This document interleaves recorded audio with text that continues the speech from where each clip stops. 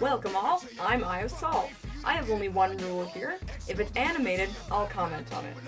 A while back, I was at this weekly fighting tournament thing with my friends at my old place of work. My friend comes up to me and I can't remember exactly why it came up, but he started talking about a cartoon series known as Rick and Morty. I never heard of it before. For whatever reason, when he said that name, I started picturing a show similar in style to Moral Oral, since I'd never heard of it before. Before I checked it out, I wasn't really expecting much. A sci-fi black comedy cartoon? Yeah, I've seen it. Then I saw that it was created, or co-created at least, by Justin Roiland, who is best known for Unacceptable! Well, in addition to that, along with his voice work on Adventure Time, he's also done shows like Gravity Falls and Fish Hooks, as well as some other smaller projects. I always found him mildly funny at least, so when I saw that the show was created by him, I assumed I would be mildly amused by it. Was I amused by it? Let's just say that lung replacements aren't cheap.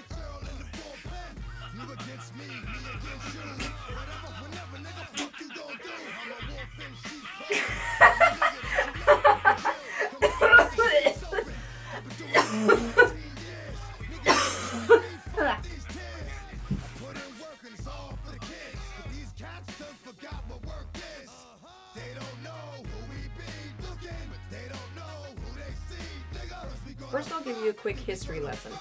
Rick and Morty began life as an animated short created by Justin Roiland called The Real Adventures of Doc and Marty, and that's M-H-A-R-T-I. It was a parody of Back to the Future that was created entirely to piss off the lawyers at Universal Studios.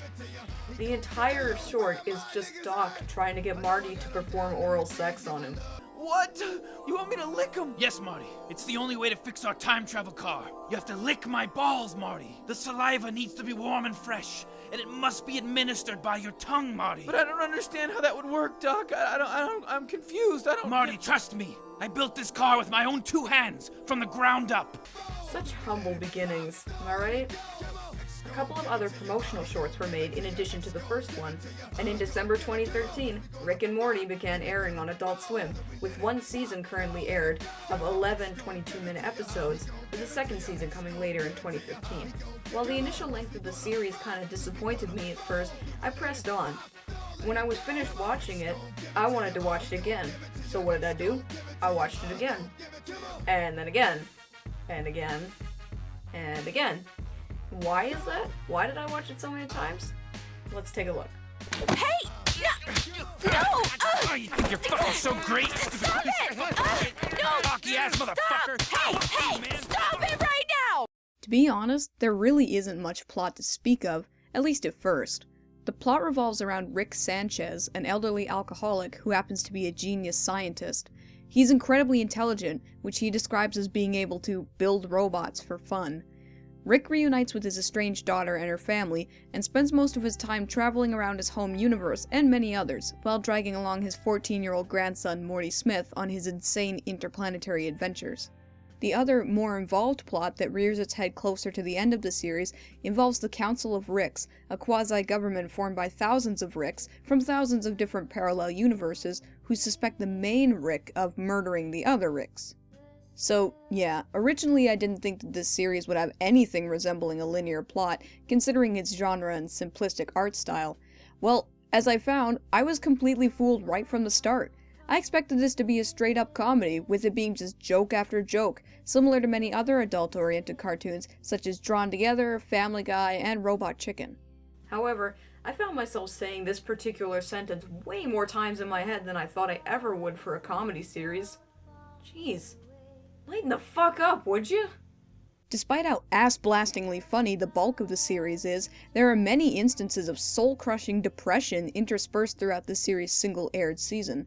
The story sets aside the chortles for a serious look into the effects of alcoholism, existential and intellectual malaise, dissociation of the self, the traumatizing effect of being a sidekick, marital stress and tension, self-deprecation, and being an unwanted child in a strained relationship. Jeez. This is supposed to be a comedy, right? What? Yes! Called it. Why would he choose Veronica? Because he loves her? Well, if it's any consolation, Summer, none of it mattered and the entire show was stupid. The characters are, without a doubt, extremely finely crafted. They could have easily just been cardboard cutouts used to squish out a joke when needed, but nope, they're actually well-rounded and very interesting, for the most part. The definite highlight of the series is Rick, a bitter, sarcastic drunk who lives with his daughter Beth rent-free and recklessly endangers his own family, particularly his grandson Morty. I thought at first that he would not be a likable protagonist at all due to his mistreatment of his family, but that turned out to not be the case in the slightest. Rick is a very sad character, and I don't mean that in a bad way at all.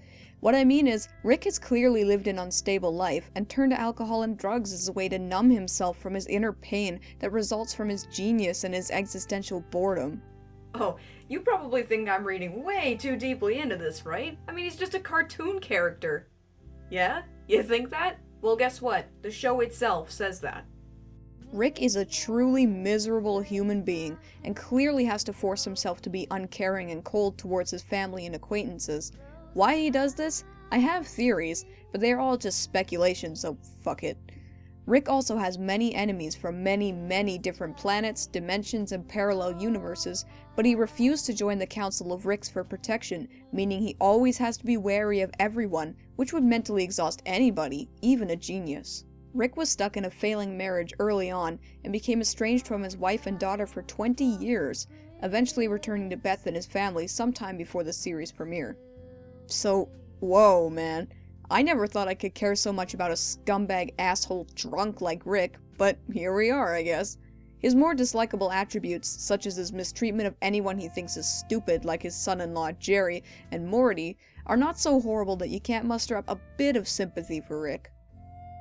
Despite all that, Rick is absolutely hilarious, and is the core of the comedy in the series as well. His quick barbs, his sarcastic comments, and intermittent belch talking due to his constant drinking will never not make me laugh like a castrated hyena. Rick is just a delight to watch, and even though he hides a great deal of emotional pain, he can still bring the comedy bright and shining through his clouds of gloom. Then you got Morty, Rick's grandson, who is a normal high school attending boy, with regular crushes, sexual urges, and all the normal stuff that a teenage boy goes through. Except, you know, the crazy intergalactic travel, the meeting hundreds of different alien species, and being traumatized on a near daily basis. Morty's parents describe Morty as having some kind of disability, making him slower than the other kids, but personally, I disagree. Morty is actually much more self-aware than his father Jerry, and seems to have a mental maturity quite beyond his years.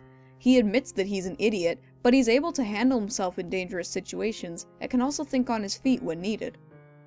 It's hard to say whether or not Morty actually enjoys going on these insane adventures with Rick, who he treats much more like a friend than a grandfather, but even when presented with the opportunity to free himself from Rick's forceful whims, he decides to continue adventuring anyway, suggesting that he may enjoy his escapades, to a certain degree at least. Morty seems to be Rick's only real friend, and so it seems like most of the time Morty has to look after Rick, even though it should be the other way around, and as a result, Morty ends up having to do awful things to maintain a normal life, to the point of bailing on his own universe after it gets destroyed by a deadly disease. Overall, while Morty doesn't have quite the depth of character that Rick does, he's still extremely fun to watch, and to be with. His somewhat naive nature, as well as his nervous stuttering, I find very charming. Though Morty is clearly able to express his kindness and care more so than Rick, he's still able to stand up for himself, which I find refreshing. He's kind, but he's not a doormat, which is definitely a good trait for a character to have. I love Morty, plain and simple. After that, you have Beth. Beth is a horse heart surgeon, and a very good depiction of a successful career woman who's not quite doing what she wants to in life, in her family, and her career. And her relationship with Jerry is very strained. She admits that she sort of loves Jerry, and that if she had gotten her way, she would have never started a family with him, making her try not very hard to maintain her relationship with him. I find Beth a little bland, especially compared to Rick and Morty, but there's nothing particularly bad about her. She's just not too funny, not too serious, not too anything, really. She's just kinda there. Standing there. Just in the background. Jerry, on the other hand, is the somewhat dim, underconfident father who, even though that character trait has been done to death, is still very endearing and actually somewhat adorable, for lack of a better word. He has this silly innocence about him that makes every second he's on the screen amusing and fun to watch. Jerry just tries so hard to succeed at life, like connecting with his family and improving his intellect and improving on his hobbies and just being an overall good person. Too bad he's terrible at it. The fact that he's constantly failing at everything is simultaneously hilarious to watch and sad to experience. Rick constantly makes fun of the fact that Jerry is not very smart, and even Morty manages to outsmart him too. Jerry is definitely on the bottom rung of his family, and nobody has any confidence in his ability to do anything. But still, Jerry perseveres, which is always fun to see. He has every reason to give up on everything, but he never does, because he clearly dreams for the day when someone will recognize him. Jerry's struggles are somewhat like Rick's struggles to be recognized, but presented in a more relatable way for everyone out there who isn't a genius. Jerry is just a cute, quirky little man who is instantly endearing and always a delight to watch, even when he's freaking out. The only other character to mention is Summer, who's Morty's sister. She's a very typical teenage girl who worries constantly about being popular. Again, like Beth, Summer is content to stay away from the craziness that Rick invites and live a normal life, but is often dragged into dangerous situations as a result. So overall, I think Summer is the least interesting character, just because she doesn't bring anything new or fascinating to the table. She's not terrible, just not anything too amazing. Okay, well, now that that's all out of the way, let's go over what makes this series so damn good, and the little niggly things that make it kind of bad. I suppose, Morty, I suppose. But first, a deep sip from a very tall glass of I told you so. Oh my god, please, Dad, come on! Oh man, there is just so much good stuff to comment on here. I could talk about it all day. I'll try to make it quick though. The comedy is always spot on and delivers hilarity a Mach 10 from almost all the characters. I can't think of a show in recent memory that has made me nearly puke up my lungs from laughing so hard in recent memory. While obviously everyone's sense of humor is different, this series plays right to my sense of humor, and I can always think back to a certain line and crack a big dumbass smile. Plus, that belch talking will get me every time. Because I'm having a party, bitch! As I said before, the characters are fantastic and affected me much more than I thought they would. It's so easy to create a bad character for an animated series, because if you do, you can just dismiss it by saying, it's just a cartoon. Clearly, someone took a wee bit more time to make some three-dimensional characters here, and I greatly respect that. Everyone conveys comedy, sadness, disappointment, embarrassment, and the full gamut of emotions so well that they almost feel like real people. Almost. While the art style is very simplistic and reminds me of shows like Bob's Burgers and Caillou of all things, I find that this fits the type of show very well. Rather than have the art quality showcase the emotions expressed during the moment, seen in many shows like Gravity Falls and Samurai Jack, the simple designs allow the characters themselves to express their emotions, which they do very well. Plus, it allows for some hilarious visual gags, like that weird wren lips thing that they do from time to time, or the not quite circular pupils. Simple, but memorable. For a show that could have been so minimal, it has a surprising amount of depth to it. It's not a masterpiece of storytelling by any means, but it's so nice to see some powerful character interactions in a silly adult cartoon. Most powerful interactions in animation are reserved for movies, or anime. Honestly though, the best thing about this series is that it just gave so much out of something so small. I mean, come on, it started as a short about licking testicles. There were no expectations. I commend the writers and the creators for their attempts to make an adult animated series that can bring such great humor and such stark sorrow without being too forceful on either end. Now, most of the bad things I noticed about the show were very nitpicky, but if I'm gonna be fair, I have to mention them here. So let's take a look. Put your right foot forward and your left foot back, then slide around like on a Nordic track. Move to the left, step to the right, wiggle your elbows and look up into the light. Sometimes the tone of the episodes is a bit inconsistent, and Rick's fourth wall breaking can be a bit jarring at times. Considering how well the characters are expressed in this series, I find it strange that the creators decided to include fourth wall breaks. They're no doubt amusing, but indeed, I wish they could have just kept their world contained within their own borders. Though, I think it's just Rick being an asshole, honestly. Also, a lot of the times it feels as though the show is mocking its own ability to tell a cohesive story, almost as though it's embarrassed that they have the potential to be a more serious cartoon. The characters themselves are aware of things like their own character arcs, which, like the fourth wall breaks, sort of diminishes the existence of these great characters. Personally, I wish that sometimes this show could just pick a side, either be a comedy with a deep end, or a drama that doesn't stray outside the shallow end. But like I said though, these bad things are purely nitpicks, and don't diminish my enjoyment of the series as a whole. I can still chuckle at the fourth wall breaking just fine, and it's fun to poke your own drama from time to time. Just sometimes it's a bit unneeded. Alright, so I've sung my praises about the show, and I've complained a little bit. There's not much else to say here, so let's take a quick look at my least favorite and favorite episode from this amazing series. The pilot. Yeah, I didn't even have to think about that. In this episode, Rick takes Morty out of school and forces him to smuggle back a mega seed through intergalactic customs by hiding it up his butt.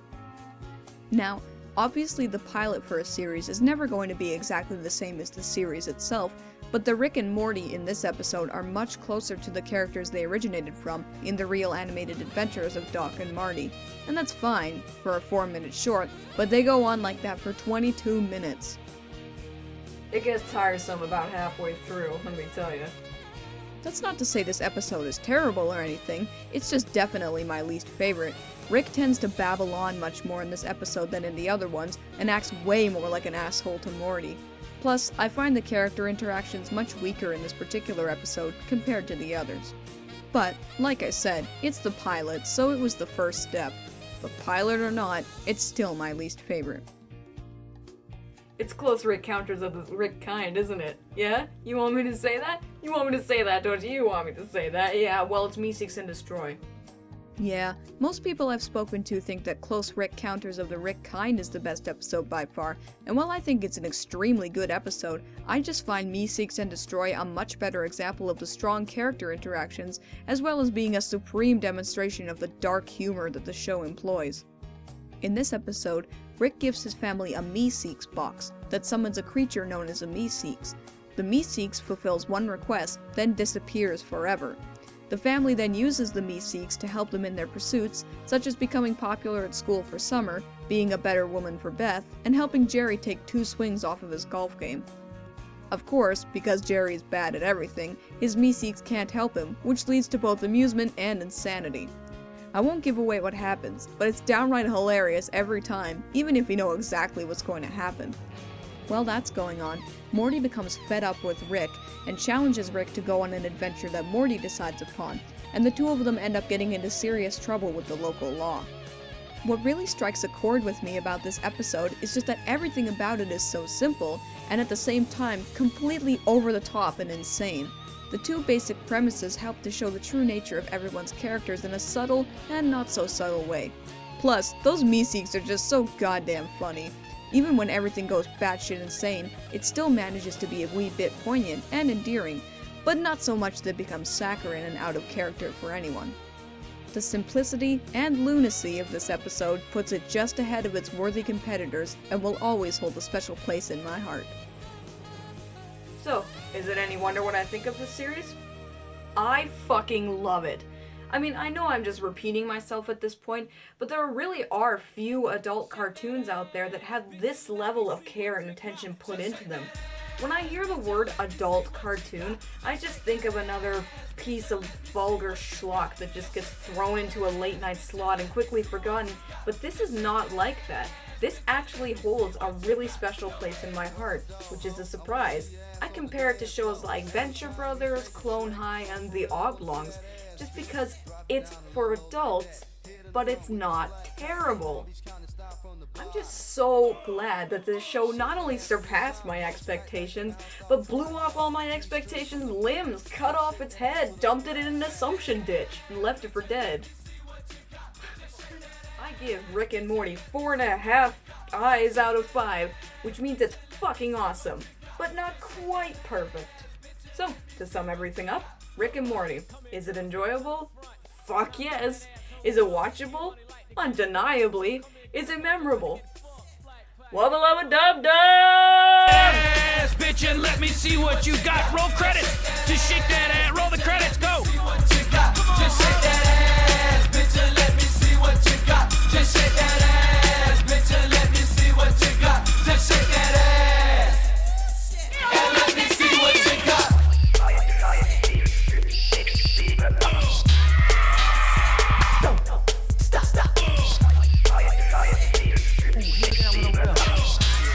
Hey, thank you so much for watching EyeofSol. If you want to see more of me blah-de-blying, hit subscribe to follow my channel, or click the links in the video and the info section to check out my Twitch channel and my Twitter page. I'll be posting more of these comment videos in the near future, so check back in for more videos. Have an idea for an animated series or movie you want me to comment on? Leave me a message in the comments. I'll consider every suggestion I get. Thanks again for watching, and have a great day.